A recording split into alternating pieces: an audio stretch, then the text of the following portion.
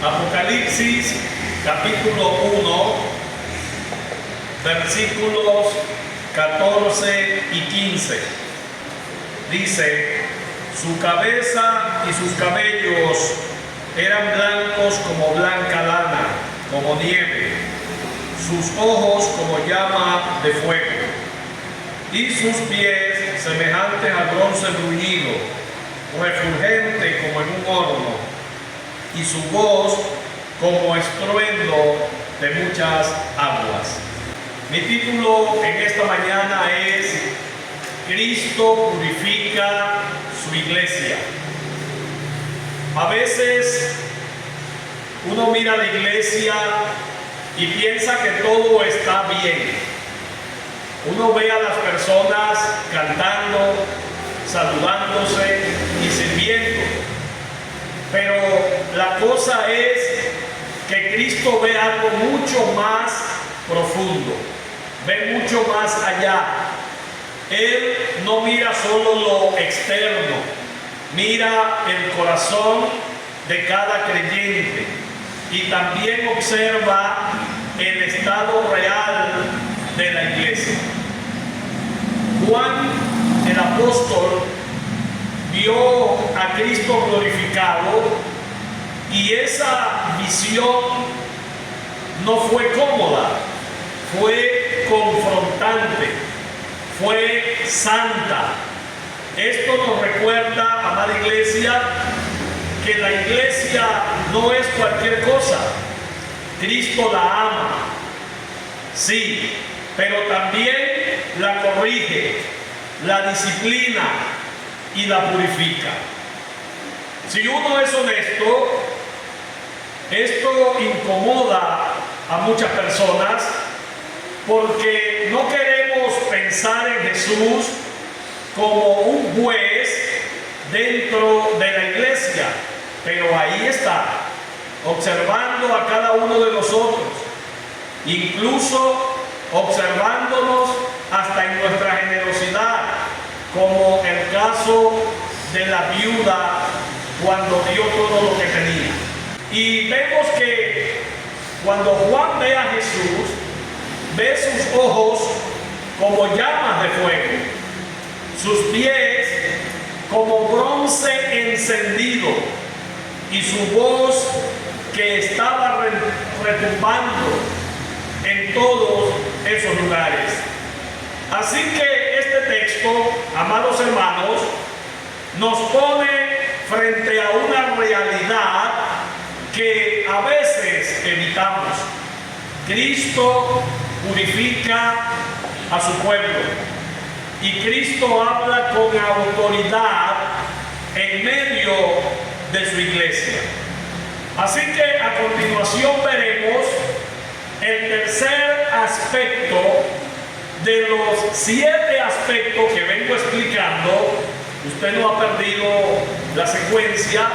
El domingo pasado estuve explicando el aspecto número 2 y hoy voy a explicar el aspecto número 3 y el aspecto número 4 de los 7 aspectos de que Cristo está en medio de su iglesia. Y ese tercer aspecto se llama: Cristo purifica a su iglesia, así como el título de nuestro sermón. Y vamos a el capítulo 1 de Apocalipsis, versículos 14 y versículo 15, la parte A del versículo 15. Leemos nuevamente: su cabeza y sus cabellos eran blancos como blanca lana, como nieve, sus ojos como llama de fuego, y sus pies semejantes al bronce bruñido, refulgente como en un horno. Hermanos, después de describir la ropa de Cristo en el versículo 13, Juan describió su persona en los versículos 14 y 15.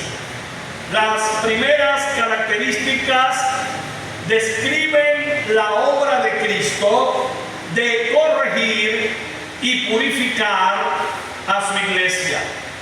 El Nuevo Testamento, con toda claridad, proclama la norma santa de nuestro Señor Jesucristo, la que Él ha establecido para su iglesia, para su pueblo.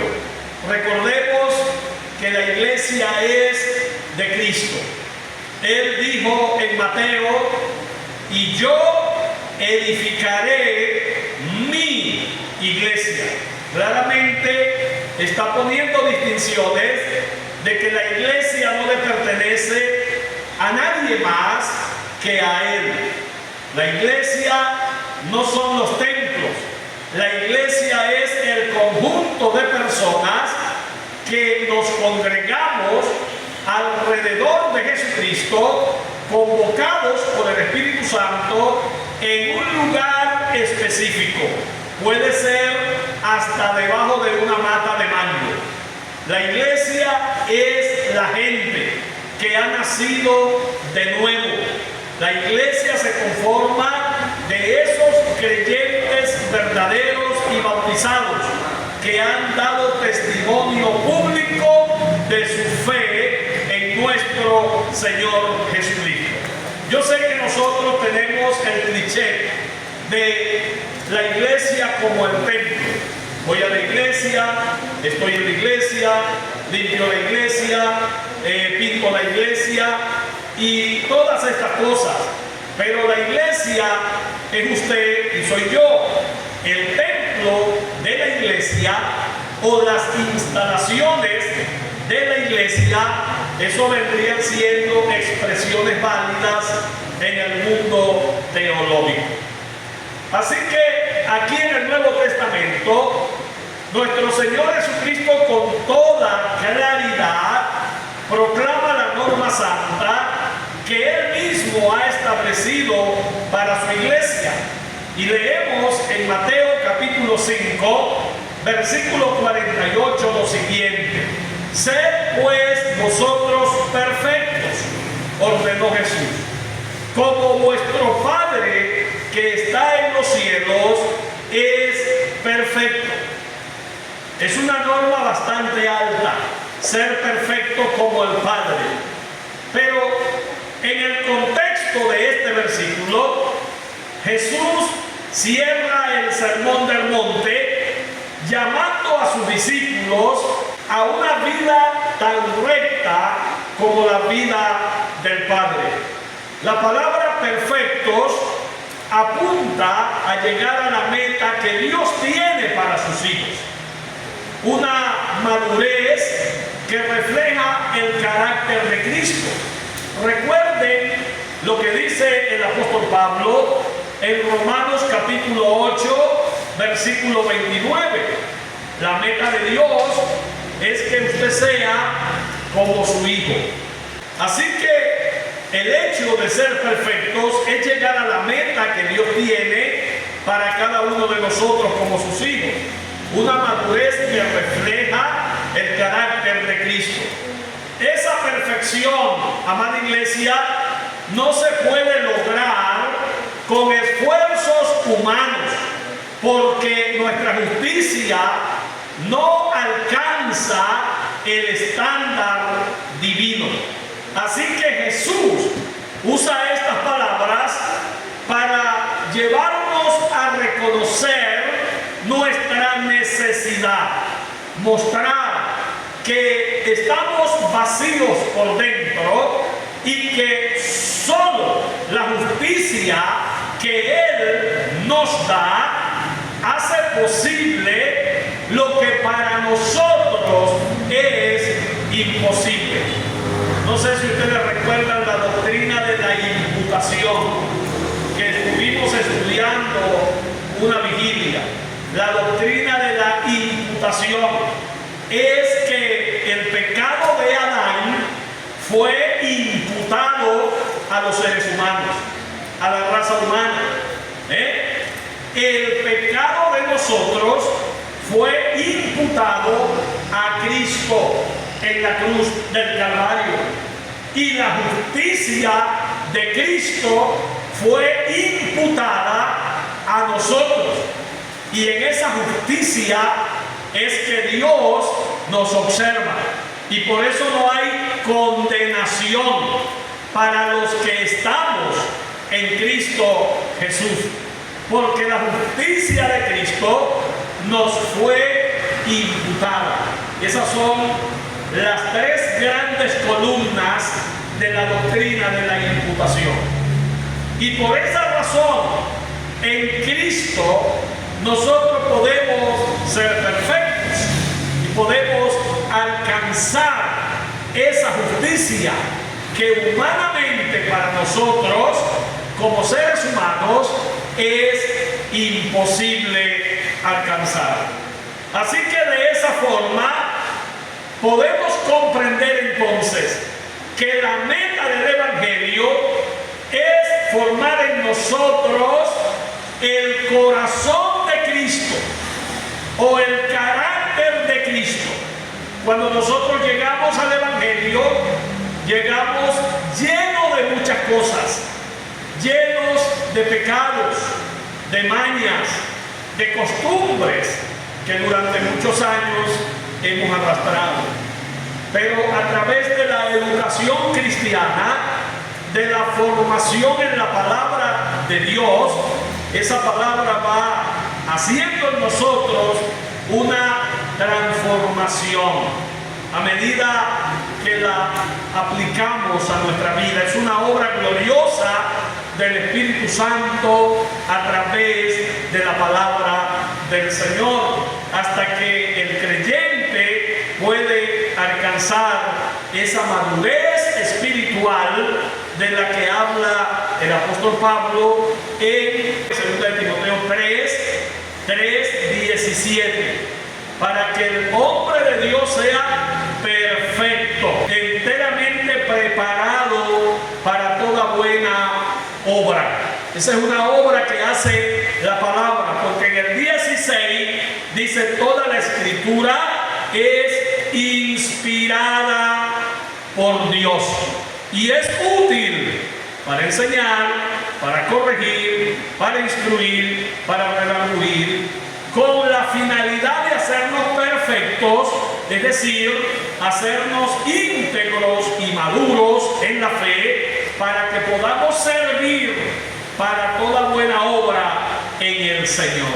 En 2 de Corintios, capítulo 11, versículo 2, el apóstol Pablo escribió lo siguiente: porque os celo con celo de Dios, os he desposado con un solo esposo, para presentaros como una virgen pura a Cristo. La frase que Pablo usa aquí, celo de Dios, estos celos son inspirados por un amor ferviente a las cosas de Dios. Son semejantes a los celos de Dios mismo por la santidad de su nombre y la lealtad de su pueblo. De hecho, hay hasta un mandamiento que nos enseña que no debemos tomar el nombre de Dios en vano. Y dice la otra frase que usa Pablo: os he desposado con un solo esposo.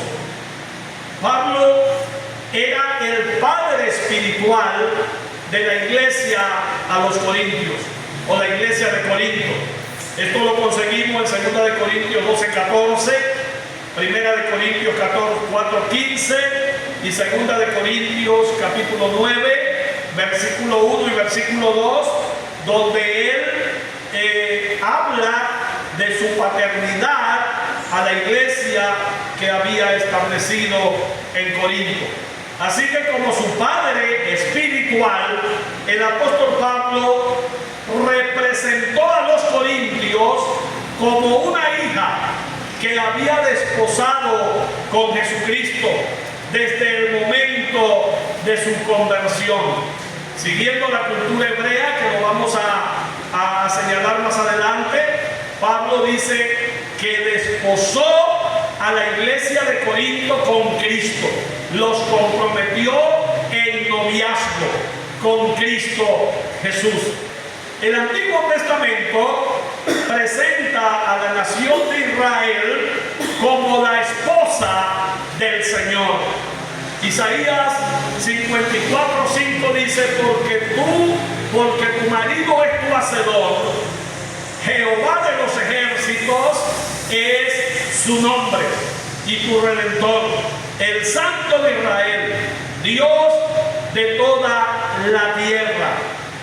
Fíjense, hermanos, aquí el profeta le está diciendo a la nación que ella es la esposa del Señor. Y en Oseas capítulo 2, versículo 19 y 20 dice: y te desposaré conmigo para siempre, te desposaré conmigo en justicia, juicio, benignidad y misericordia, y te desposaré conmigo en fidelidad, y conocerás a Jehová. Eso es, en el Antiguo Testamento, la relación cercana y profunda, así como una esposa con su esposo, una relación íntima, era la relación del Señor con el pueblo de Israel. Ya nosotros conocemos el desenlace de la nación de Israel como un pueblo que le dio la espalda al Señor, y lo hizo en muchas ocasiones, y cada vez que ellos adoraban otros dioses, el Señor les decía que habían cometido adulterio, y en otras ocasiones les decía que se había prostituido detrás de otros dioses, había abandonado su fuente de vida eterna y habían cavado, dice Jeremías, para sí cisternas que no tienen agua. Habían entrado en un mundo seco espiritual porque le dieron la espalda a su esposo. Mientras que el Nuevo Testamento presenta a la iglesia como la novia de Cristo. Apocalipsis capítulo 19, versículo 7, dice Juan: gocémonos y alegrémonos y démosle gloria, porque han llegado las bodas del Cordero y su esposa se ha preparado. Las bodas del Cordero hace alusión a las bodas hebreas, y las bodas hebreas consistían de tres fases. Primero era el desposorio. Esto es, en muchos casos, mientras la pareja todavía estaba en su infancia. El desposorio era el compromiso. Un ejemplo: usted es un padre hebreo y yo soy otro padre hebreo. A usted le nació una muchacha y a mí me nació un muchacho. ¿Qué hacemos los padres? Hacemos el desposorio, el compromiso. Mi hijo se va a casar con tu hija cuando sean adultos. Es un compromiso y ya están comprometidos. A veces ni se conocen, a veces están en países diferentes, pero cuando llega el momento del matrimonio, entonces se juntan, y allí es donde muchos de ellos se conocen. Esa cultura también lo tienen los árabes. Eso es la primera fase del matrimonio.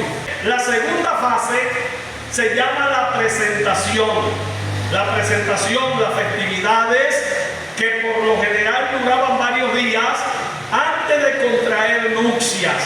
Allí era donde se asumía, como decía, el compromiso más fuerte, y comenzaban esas celebraciones de parte del novio de agasajo a su novia, a sus familiares, a los amigos, a los vecinos, a la gente de la comunidad, y aquello era un verdadero espectáculo y alboroto. Y la tercera fase era la ceremonia, era ya el intercambio de votos, el matrimonio en sí, cuando se iba a materializar la unión. La iglesia fue desposada con Cristo por elección soberana de Dios en el pasado eterno. se le presentó en el pasado eterno, así como el padre presenta a la niña para su futuro esposo. Un compromiso del desposorio.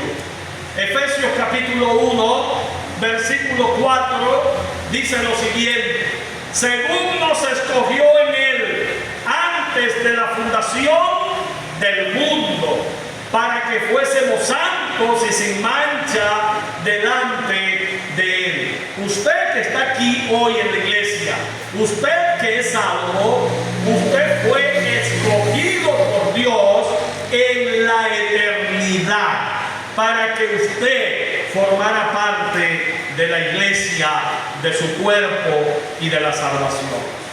Esto es un privilegio. Usted fue desposado con Cristo en la eternidad. La iglesia actualmente es la novia de Cristo. ¿Y cuándo viene la segunda fase? La segunda fase es la presentación. Recuerde la cultura hebrea. La primera fase es el desposorio. Eso sucedió en la eternidad. La segunda fase es la presentación. ¿Cuándo le será presentada esta novia a Cristo? En el arrebatamiento de la iglesia. Primera de Tesalonicenses capítulo 4, versículo 13 al 18. Dice: tampoco queremos, hermanos, que ignoréis acerca de los que duermen, para que no os entristezcáis como los otros que no tienen esperanza. Porque si creemos que Jesús murió y resucitó, así también traerá Dios con Jesús a los que durmieron en él. Por lo cual os decimos esto en palabras del Señor, que nosotros que vivimos, que habremos quedado hasta la venida del Señor, no precederemos a los que durmieron. Porque el Señor mismo, con voz de mando, con voz de arcángel y con trompeta de Dios, descenderá del cielo. Y los muertos en Cristo resucitarán primero.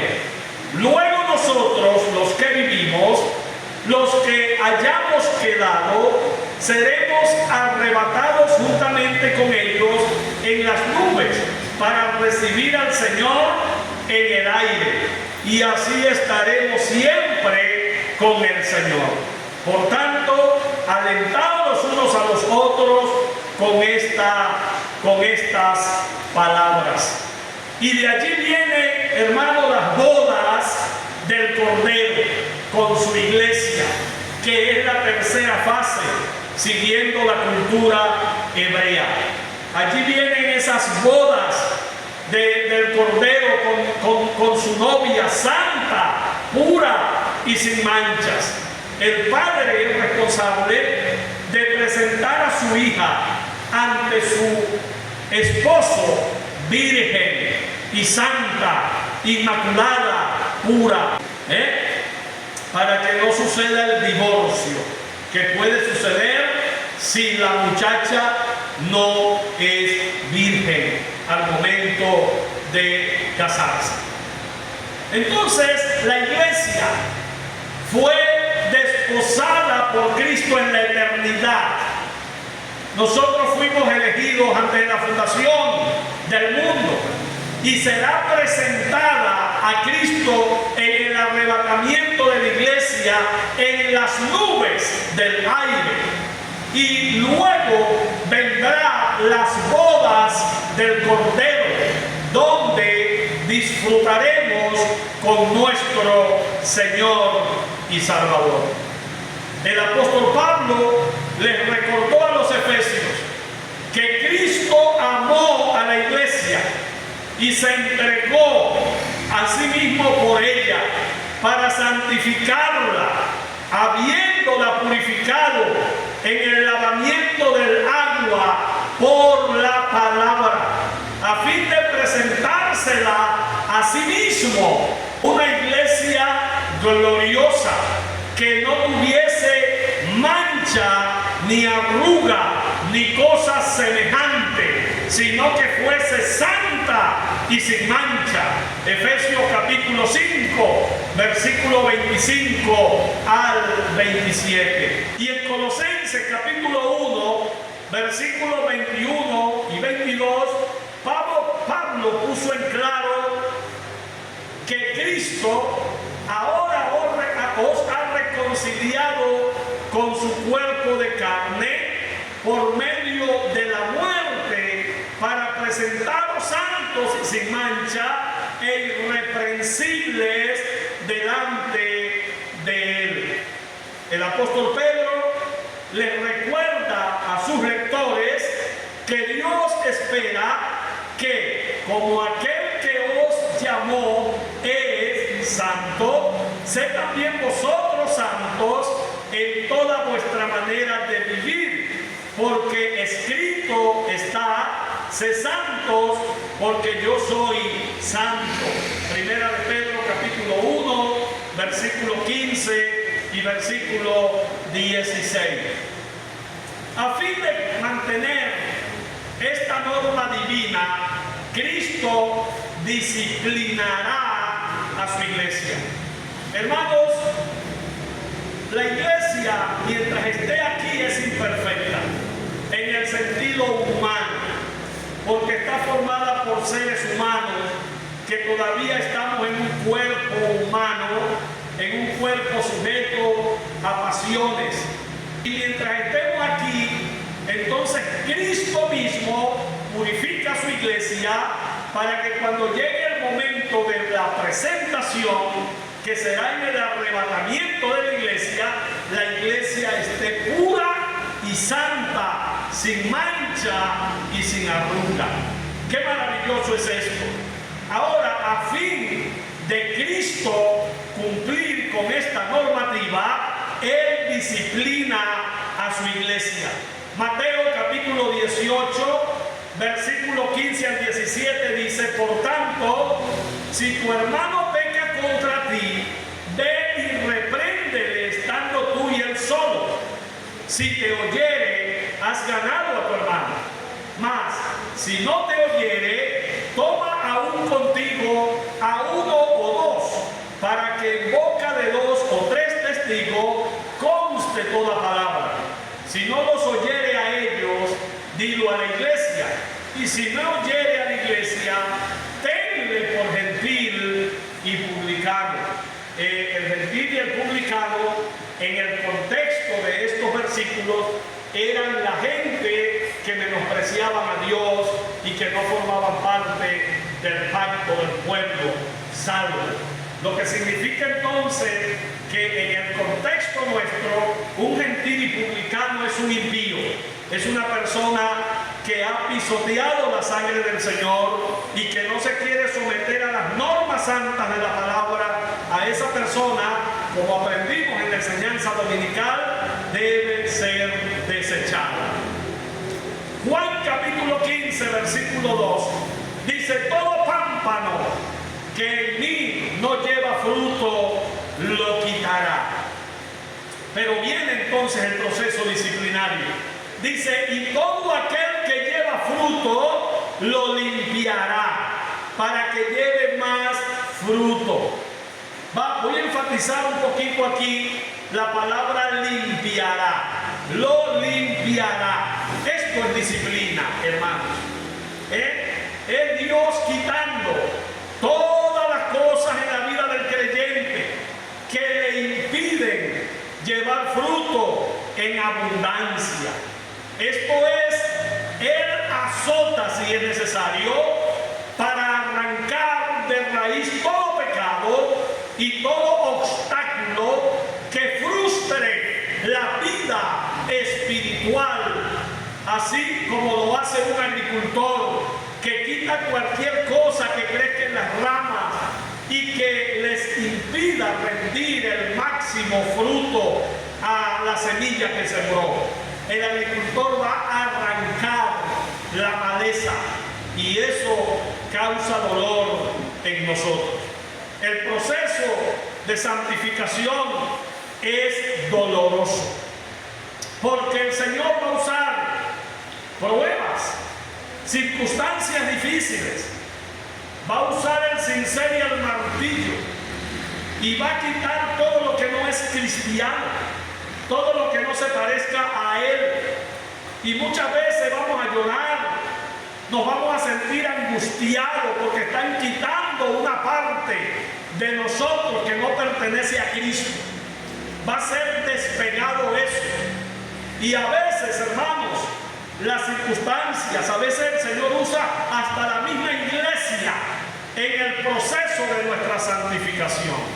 El Señor va a usar todo lo que tenga a su disposición para quitar de nosotros lo que no se parezca a Él.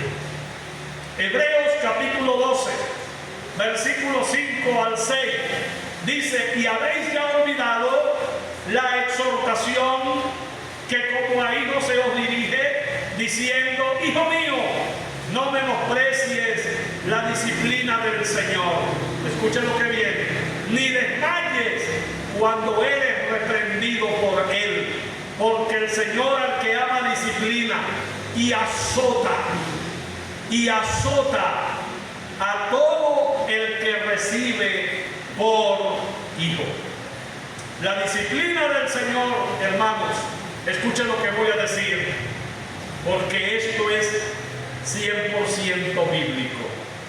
La disciplina del Señor es incluso hasta el punto del Señor tomar la vida de algunos cristianos que persisten en pecar y no se arrepienten. Tenemos el ejemplo de Hechos capítulo 5, versículo 1 al 11, de Ananías y Zafira, ¿se acuerdan? Ellos se murieron porque no agradaron a Dios con su vida, eran desleales al Señor y se murieron el mismo día los dos. Y lo que dice 1 Corintios 11, 28 al 30, dice: por tanto, pruébese cada uno a sí mismo y coma así del pan y beba de la copa, porque el que come y bebe indignamente, sin discernir el cuerpo del Señor, juicio come y bebe para sí. Por lo cual hay muchos enfermos y debilitados entre vosotros, y muchos duermen. Participar de la cena del Señor de manera indigna, sin ver la importancia de lo que hizo el Señor por nosotros y la importancia del cuerpo de Cristo, que es la iglesia. Una persona puede sufrir una enfermedad y luego: oye, pero el diablo me tiene enfermo. No, a veces es tu desobediencia, tus malas acciones, y entonces el Señor te está disciplinando. Pero aquellos que aún toman la cena del Señor indignamente, en fornicación, en adulterio, en contiendas, en pleitos los unos con los otros, pueden morirse físicamente. Y no es que se van a perder, pero el Señor los corta de la tierra y se los lleva precisamente para que no se pierdan. Entonces, hermanos, la disciplina del Señor incluye también el cementerio.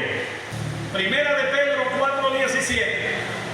El apóstol Pedro dice lo siguiente, y Pedro comprendía bien el poder de la tentación y advirtió lo siguiente: es tiempo de que el juicio de Dios comience por la casa de Dios.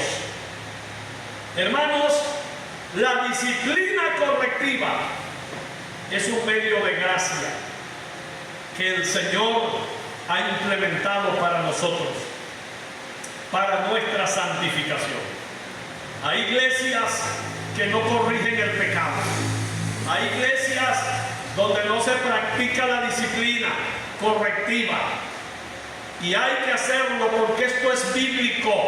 Y las iglesias que no practican la disciplina se han corrompido, se han llenado de pecado y le han dado una imagen afuera al mundo, que no nos importa lo que la gente haga, que la gente vive en anarquía. Imagínese usted que un gobierno no arreste a los asesinos, a los ladrones, y le dé rienda suelta, que hagan lo que quieran, acaban el mundo. Lo mismo sucede con el pecado en la iglesia. El pecado tiene que ser sancionado, tiene que ser extirpado de la iglesia, hermanos. Y hay muchas personas que no hablan de estos temas, porque es que se me puede ir la gente. Mire, hay que pastorear ovejas, no entretener cabras. Hay que pastorear ovejas, porque las ovejas son las que se van para el cielo con el Señor. Y hay que alimentar a las ovejas, y no hay que darle esa comida barata, hay que darle comida buena para que se pongan robustas en la fe y crezcan en el Señor y puedan ayudar a otras personas. Aquí practicamos la disciplina porque es un bien para el cuerpo de Cristo. De hecho, el mismo Señor usa su disciplina, ya lo hemos dicho, como un medio de gracia para nuestra santificación. Vamos entonces a entrar en detalle de lo que dice el texto. La descripción de Juan de la cabeza y los cabellos que tenemos allí, la cabeza y los cabellos de Cristo, dice Juan que eran blancos como blanca lana, como nieve. Claramente, hermano, esto es una alusión a Daniel capítulo 7, versículo 9, cuando Daniel vio la visión del anciano de Días, donde usa esta terminología para describir a Dios Padre, el anciano de Días, Dios Padre. Y vemos que las descripciones paralelas confirman la deidad de Cristo. Esto es la similitud, lo paralelo de la deidad de Cristo, que Cristo es Dios. Él posee, nuestro Señor Jesucristo, los mismos atributos de conocimiento y de sabiduría santos como el Padre los posee. Luego, blancos, la palabra blancos traduce leucos en el griego, que tiene la connotación de brillante, deslumbrante o radiante. Aquello no era un blanco común, era un blanco celestial, brillantes, deslumbrantes, radiante, un blanco penetrante, que simboliza este blanco la veracidad eterna, gloriosa y santa de nuestro Señor Jesucristo. Así como el color blanco puro, así es Cristo, y sus obras son puras. Por eso es que la iglesia debe cultivar la santidad. Al continuar su descripción del Cristo glorificado, el apóstol Juan observó sus ojos. Dice que sus ojos eran como llama de fuego. Esto no solamente aparece en este versículo, aparece en otros versículos del mismo libro de Apocalipsis. Por ejemplo, en el capítulo 2, versículo 18 dice: y escribe al ángel de la iglesia en Tiatira, el Hijo de Dios, el que tiene ojos como llama de fuego y pies semejante al bronce bruñido. Dice esto, la expresión bruñido también se puede traducir como encendido, y esto lo vamos a tocar más adelante. Y aparece también esta misma expresión de Jesús con sus ojos como llama de fuego en Apocalipsis 19:12. Dice: sus ojos eran como llama de fuego y había en su cabeza muchas diademas y tenía un nombre escrito que ninguno conocía sino él mismo. Hermanos, estos ojos como llamas de fuego hablan de la mirada de Cristo. Su mirada es escrutadora, reveladora e infalible. Una mirada que penetra hasta las mismas profundidades de su iglesia, revelando todo lo que hay en su iglesia con toda claridad, la realidad de todo lo que debe saberse. No hay nada que se esconda delante del Señor. La iglesia está completamente desnuda delante del Señor. Él observa nuestras emociones, Él observa nuestros pensamientos, Él observa nuestras intenciones del corazón. Nada se esconde, por supuesto, así como observa nuestras prácticas, nuestras vivencias. Él está al tanto de todo lo que hacemos. Nada se esconde de su mirada. Nadie puede engañarlo ni engatusarlo. Esta mirada de Cristo no se conforma con las apariencias, como tenemos que hacer nosotros los hombres, juzgando por lo que vemos, sino que Cristo penetra al interior de las personas, descubriendo todo cuanto tratan de ocultar y poniendo al descubierto no solamente las acciones, sino las intenciones que motivaron esas acciones. Porque alguien puede decir: oye, yo lo hice porque fulano me obligó. Eso es muy común cuando hay infidelidad conyugal, ¿verdad? Dice: bueno, yo le fui infiel porque esa mujer no me daba nada. ¿Verdad? Mucho tiempo me tenía en ayuno. O puede ser también a viceversa, ¿no? Entonces siempre hay una excusa, pero Dios no ve eso. Dios va más allá de la excusa y Él observa las motivaciones. ¿Qué fue lo que de verdad te motivó? Así que a Él no le podemos echar cuentos, hermanos. Él conoce exactamente nuestras motivaciones. Y esta es también la misma enseñanza del apóstol Pablo. En 1 Corintios 4:5, el apóstol Pablo dice: así que no juzguéis nada antes de tiempo, hasta que venga el Señor, el cual aclarará también lo oculto de las tinieblas y manifestará las intenciones de los corazones. Y entonces cada uno recibirá su alabanza de Dios. Pablo claramente está diciendo que en el tribunal de Cristo todas nuestras acciones estarán sobre la mesa, abiertas y dispuestas al escrutinio. Pero no solo las acciones, también las motivaciones que hicieron que esas acciones se realizaran. Eso también será juzgado en el tribunal de Cristo. Y entonces, dependiendo de esas acciones, seremos recompensados más o menos. Fíjense lo que dice el apóstol Pablo en una ocasión. Dijo: muchos predican a Cristo por envidia y por contienda. O sea, motivaciones incorrectas.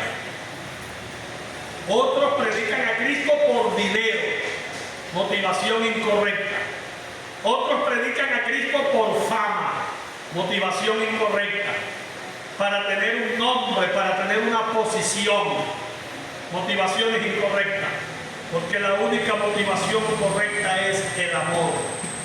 Predicamos y servimos a Cristo por amor, haya o no haya recursos. Cuando servimos a Cristo por amor, creemos que si Dios te da la visión, te da los recursos. Si Dios te pone en un lugar donde no hay ni polvo, es porque Él va a crear una nube de polvo. Cuando Dios te lleva a un lugar donde no hay agua, es porque Él va a cavar cisternas para ti. Hay que obedecer solamente. Servir a Cristo por amor y no por interés. Muchos ministerios que hoy son famosos en el mundo, y lo voy a decir hoy, sé que están transmitiendo en vivo y grabando, lo voy a decir con una lengua calva, dijera uno de mis discípulos, con una lengua calva. Hay muchos ministerios que son famosos en el mundo, pero son desconocidos en el cielo. Muchos ministerios. ¿Por qué? Porque no están haciendo la voluntad del Señor. Y es allí donde muchos dirán: Señor, Señor, nosotros echamos fuera demonios, hicimos muchos milagros, hablamos y predicamos en tu nombre. Y el Señor les va a decir: yo no los conozco, apártense de mí, hacedores de maldad. Y serán condenados al infierno por sus motivaciones incorrectas. Entonces es importante, hermano, ser famoso allá. No importa que aquí no seamos populares, no importa que aquí no seamos famosos, pero que seamos famosos en el cielo. Que cuando lleguemos donde está el Señor, escuchemos esas palabras poderosas: bien, buen siervo fiel, en lo poco fuiste fiel, en lo mucho te pondré, entra al gozo de tu Señor. Pablo dice que cada uno recibirá su alabanza de Dios.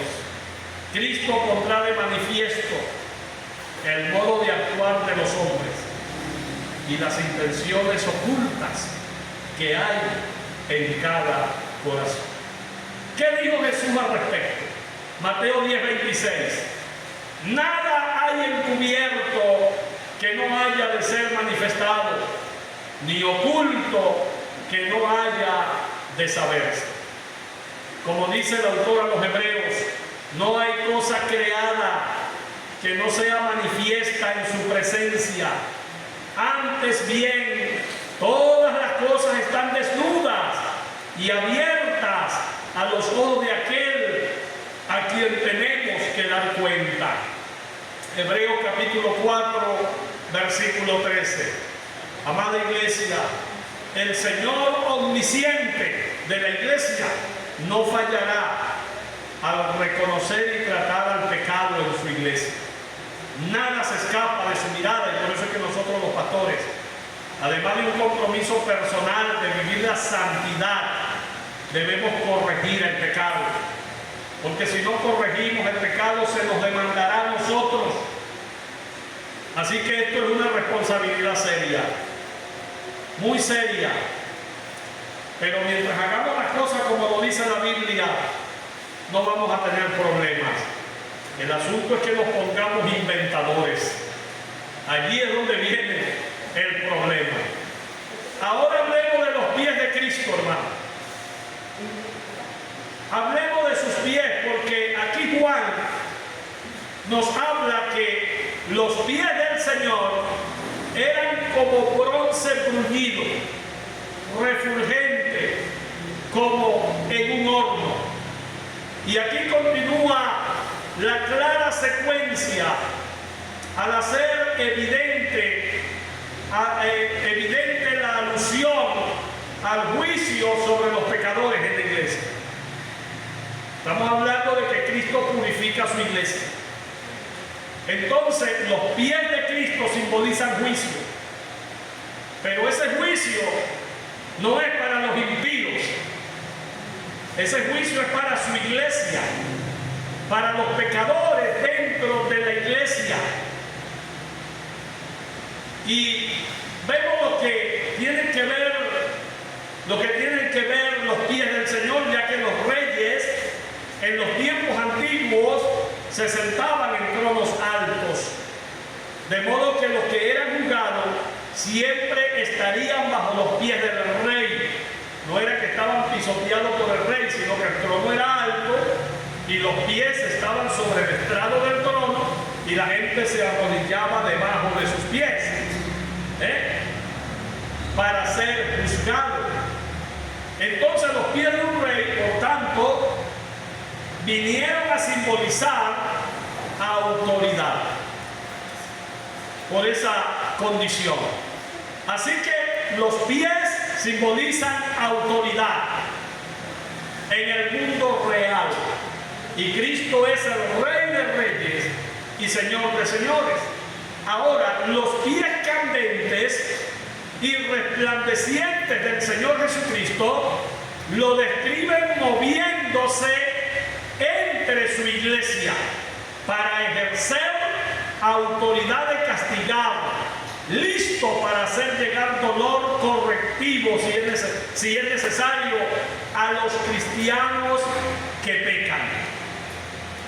Todo pecado será juzgado por el Señor. Ningún pecado quedará sin consecuencias. Y eso debemos tenerlo aquí y aquí. Nada queda impune ante el Señor. Nada, ni la más mínima mentira. Nada. Todo será juzgado. Miren lo que dice Hebreos 12, 5 al 10. Claramente habla de este asunto. Y habéis ya olvidado la exhortación que como a hijos se os dirige diciendo: Hijo mío, no menosprecies la disciplina del Señor, ni desmayes cuando eres reprendido por Él, porque el Señor al que ama disciplina y azota a todo el que recibe por hijo. Si soportáis la disciplina, Dios os trata como a hijos. Porque ¿qué hijo es aquel a quien el Padre no disciplina? Pero si se os deja sin disciplina, de la cual todos han sido participantes, entonces sois bastardos y no hijos. Por otra parte, tuvimos a nuestros padres terrenales que nos disciplinaban y los venerábamos. ¿Por qué no obedeceremos mucho mejor al Padre de los Espíritus y viviremos? Dice, y aquellos ciertamente por pocos días nos disciplinaban como a ellos les parecía, pero para lo que nos es provechoso. ¿Para qué? Para que participemos de su santidad. Si no hay disciplina en los pecadores, no participan de la santidad del Señor. La disciplina correctiva nos hace participar de la santidad del Señor. Así que es el amor del Señor por sus pecadores redimidos el que exige la santidad de ellos. Es el Señor. Entonces los pies como bronce fundido, refulgente como en un horno, representan juicio divino sobre los pecadores en su iglesia. Porque Cristo se estaba moviendo entre los 7 candelabros que representan su iglesia. Ahora hablemos de la última sección del texto. Cristo habla con autoridad a su iglesia y dice la parte B del versículo 15, dice, y su voz como estruendo de muchas aguas. Cuando Cristo volvió a hablar, ya no fue con el sonido de trompeta del versículo 10, ¿se acuerdan? Que su voz era como el sonido de una trompeta, sino que su voz era como estruendo de muchas aguas. Ahora, para Juan, esta voz, como lo dice también en el versículo 14:2 de Apocalipsis, dice, y oí una voz del cielo como estruendo de muchas aguas y como sonido de gran trueno. Y la voz que oí era como de arpistas que tocaban sus arpas. Y en el 19:6 de Apocalipsis aparece también la misma expresión.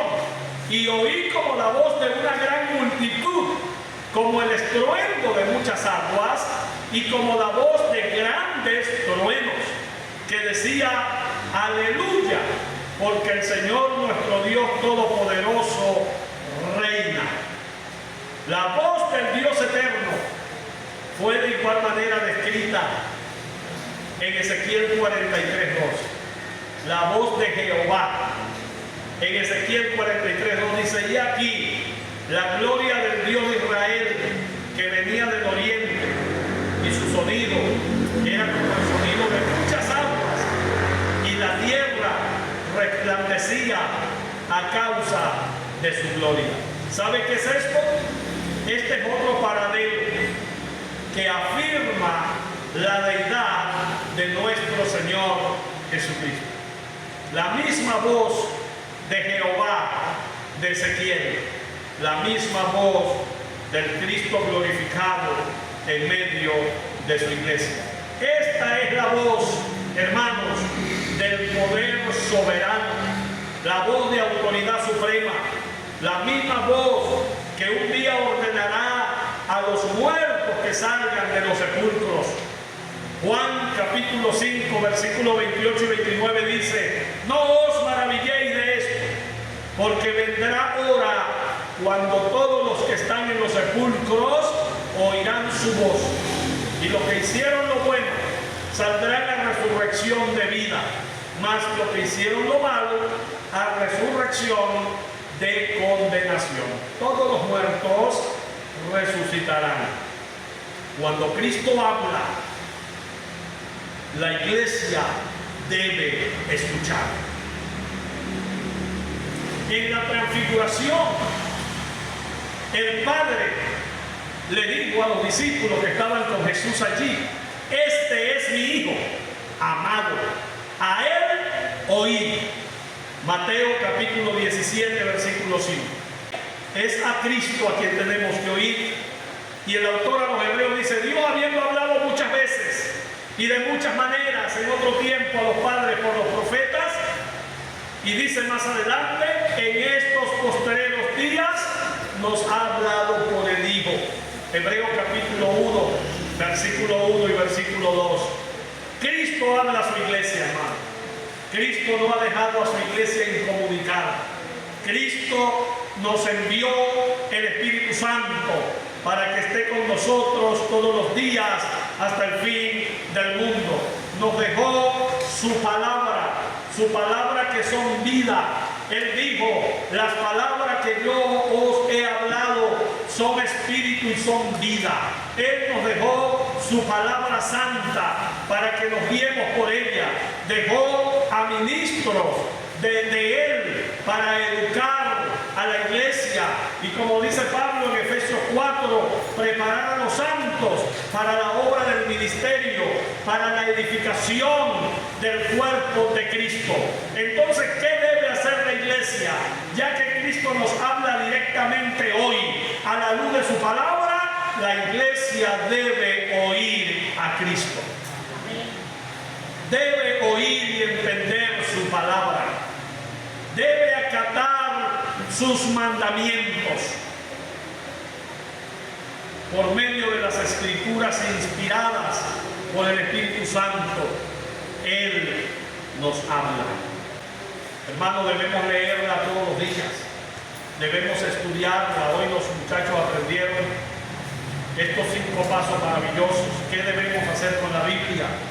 Debemos estudiarla, debemos memorizarla, debemos aplicarla, debemos meditarla y debemos obedecerla, enseñarla. Debemos enseñarla. Entonces, hermanos, no escondamos la palabra del Señor. Estudiemos la palabra del Señor, apliquemos la palabra del Señor a nuestra vida, y eso te va a traer aquí un verdadero avivamiento. Porque hoy hay mucha gente hablando de avivamiento, piensan que los avivamientos son emocionales. No, hermano, estudia los avivamientos en la Biblia.